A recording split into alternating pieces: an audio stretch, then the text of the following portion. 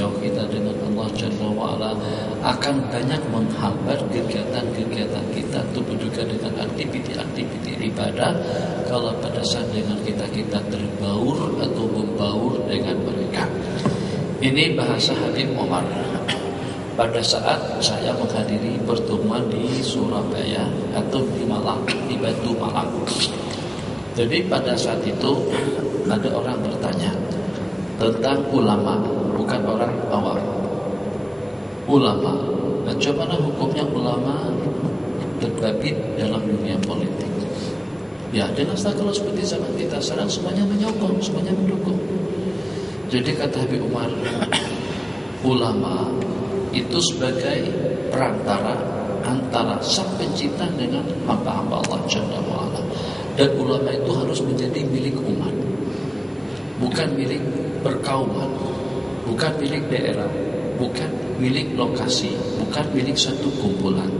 Ulama itu sepatutnya milik umat. Satu. Kemudian yang kedua, ilmu, kerajaan. Kemudian yang ketiga, kekayaan. Siasa, mal, ilmu. Dari tiga anugerah pemberian Allah yang menggiurkan sesiapa saja, ilmu yang pertama, keuangan yang kedua, kedudukan yang ketiga, itu yang paling mulia di sisi Allah dan yang disanjung tinggi sesiapa saja yang memilikinya adalah ilmu. Jadi dahulu kenapa dikatakan pemerintah, kerajaan, sultan, menteri, gubernur ada di tempat-tempat ulama? Karena mereka mengetahui tentang nilai ilmu itu seperti apa.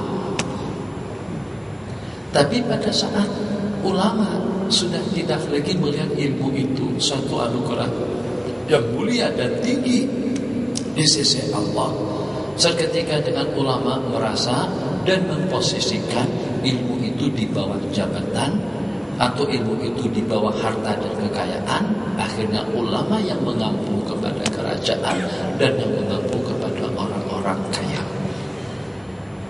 Beda dengan zaman dahulu. Zaman dahulu mereka memiliki izzatun nafsi, berjiwa besar. Bukan ego, tidak, berjiwa besar.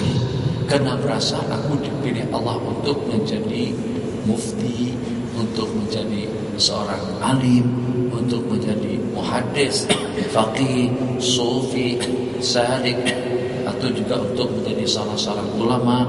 Jadi berarti dengan mereka berkeyakinan kalau seandainya Allah tidak cintakan aku, kalau Allah tidak sayang kepadaku, tentu Allah tidak akan memberikan ilmu sebanyak itu kepadaku. Allah berikan aku ilmu, berarti aku adalah salah satu daripada orang yang dipilih Allah. Mana hadisnya? May yuridillahu bihi khairan, sambungannya yufaqihu fiddin. Sesiapa saja yang Allah kehendaki dia untuk mendapatkan kebaikan atau untuk menjadi orang yang baik, Allah berikan kepahaman agama kepadanya. Yufaqihu fiddin, berarti orang yang faqih, ahli hukum, mengetahui halal dan haram, yang menguasai Al-Quran dan hadis, yang paham tentang hukum hakam Allah Jalla wa'ala, itu adalah golongan yang dimuliakan oleh Allah. Maka dia merasa atau mereka merasa, kalau pada saat aku sudah dimuliakan oleh Allah, aku tidak boleh menghinakan diriku, karena diriku sudah mendapatkan penghormatan dan penghargaan daripada Sang Pencipta. Kalau aku mengaku, kalau aku datang, berarti aku merendahkan diri pribadiku dan juga merendahkan martabat ilmu yang diberikan oleh Allah. Itu asal muasal cerita kenapa ulama tidak mau datang ke tempat as-salatin, ke tempat sultan-sultan. Karena mereka meyakini yang Allah bagikan kepada ulama jauh lebih mulia daripada jabatan dan harta yang Allah bagikan kepada mereka. Nah, pada saat kita merasa kerdil dan merasa sedikit dengan pemberian yang Allah berikan, Nabi kita bersabda dalam sebuah hadis, laisa minna man lam yataghanna bil Qur'an. Bukan daripada umatku seseorang yang tidak merasa kaya hati dan diri dengan Al-Quran.